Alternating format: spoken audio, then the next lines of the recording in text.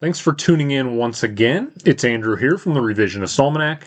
It's time to start running through my list of the biggest omissions from the New York Times top films of the century, both the critics list and the readers list. Now, if you haven't listened to my intro on this series and some statistical highlights I noted from the two New York Times lists, be sure to check that out in the description below, then come back here to this. Alright, we're going to start with the most recent films. So I don't have any glaring omissions from the year 2025 yet, since only one film from this year would be deserving of placement, that being Sinners, and it's on the readers list at number 52. So we're going to start with my favorite film of 2024, both immediately when I saw it and still after having seen it a handful of times during award season. That is, of course, Coralie Farjat's incredible body horror film, The Substance. I've said plenty about this movie already, but it's worth reminding people just how incredible Demi Moore and Margaret Qualley are, as well as how much I'm absolutely repulsed by the thought of someone eating whole shrimp thanks to Dennis Quaid. The next film from 2024 that I think will continue to age well and grow in stature is one that many were expecting to actually win Best Picture at the Oscars, that of course being Brady Corbet's epic American film, The Brutalist. The film has a lengthy runtime, yes, though the intermission was very welcome. Bring back more intermissions, filmmakers, please. I do think most of the runtime is justified, even if the first half of the film still hits much harder for me than the second half. There are a few issues I continue to have with the film, mainly when it comes to the overt messaging we see displayed on screen from Guy Pearce's character in direct relation to Adrian Brody's, but those are mostly minor critiques. Achieving a film of this size and scale and the budget it had boggles my mind. I also think, in a way, this movie not winning Best Picture is going to work in its favor as time passes, as has happened to many great films that don't take the top honor in the year that they release. And speaking of the Best Picture of 2024, we also have to include Anora as a notable omission from both the New York Times lists. As I touched upon already in the intro to this series, both lists feature close to 50% of all Best Picture winners this century, and if pressed, I think Anora will find itself more on the right side of history as a winner than some other lesser films have in the past. Sean Baker's success on the big stage is also going to have a huge influence on filmmakers of the future who can use his win and place in the industry as a North Star for what one can achieve as largely independent creative figures. Mikey Madison also won the Oscar, and the ending of Anora regularly runs through my head, still one of the most heartbreaking and tragic of the last few years. And let's go back a year further back into 2023, and we'll talk about three more films. The first I'll highlight is Yorgos Lanthimos' Poor Things, the second of what will now be 4 team-ups to date between the director and Emma Stone, who's quickly becoming his primary muse. She is extraordinary in this Frankenstein-like tale of a woman discovering herself. It's weird, it's quirky, it's wickedly original, and it's completely and entirely a Yorgos film. Another film from that year, which has already built quite a reputation for itself, is the Japanese film Godzilla Minus One. Takashi Yamazaki helped breathe new life into the iconic monster, immediately leapfrogging all the American-made versions of Godzilla we've had over the last few decades. This has always been a story about a nation dealing with the trauma, the grief, and the after effects of the nuclear bomb dropping during World War II. What we get here is a godlike creature of destruction that is in equal parts awe-inspiring and worthy of you running from in terror. They also theatrically released this film in black and white, just a lovely homage to the original 1950s film, and while I haven't had a chance to check out that version yet, I am sure it rocks just as hard as the theatrical colorized film. And the last movie to highlight from 2023 is a much less talked about movie, but it's one I think people are going to discover over the next 5 to 10 years. That's Hirokazu Koreeda's Monster. The film won Best Screenplay at the Cannes Film Festival that year, and it is a masterclass in how to reveal a complex story slowly through layers of flashbacks. It's the story of a mom who has fears over her child's behavior and how she feels that is tied into her kid's relationship with the teacher.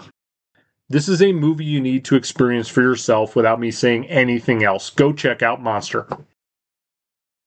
We're going to move another year back in time and go to 2022, and we're going to start with the Indian film that seemed to take the world by storm, S.S. Rajamouli's 3-hour epic action-adventure film RRR. This movie is so much fun, and it's also one of the great, unexpected watching experiences I've had in the last decade. I'm not that tapped into the Indian film industry, but this had built a great amount of word of mouth, and when I did sit down to watch it, I was not disappointed. NTR Jr. and Ram Charan form a bromance with their characters that just puts a huge grin on my face whenever I think about it. It also features a song and dance number, Not To, that won an Academy Award, and what they achieved through visual effects, specifically with the animals, none of which are real, is nothing short of mind-blowing. I'm also usually an advocate for movies having areas where you can trim the fat a bit, but after watching RRR a half dozen times now, I wouldn't want 1 second of the 182-minute runtime to be removed. Next up, let's talk about Lucas Daunt's quietly haunting film Close. This movie premiered at Cannes back in 2022, and it took home that year's Grand Prix, and well-deservedly. It's the story of two teenage best friends who have their relationship put to the test after their classmates at school start to question just how close they actually are.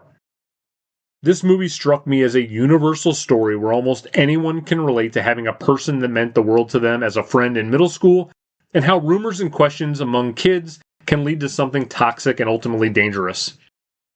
Like Corrida's Monster, this is the type of movie you should go into relatively blind and just let it knock you over all on its own, because I'm sure it will. Continuing on, we get to Jordan Peele's third directorial feature, Nope. We're only a few years removed from this movie coming out, and there's already a growing contingent of cinephiles ready to anoint this as Peele's best work. I think that's stretching it a bit, especially considering the impact Get Out had culturally.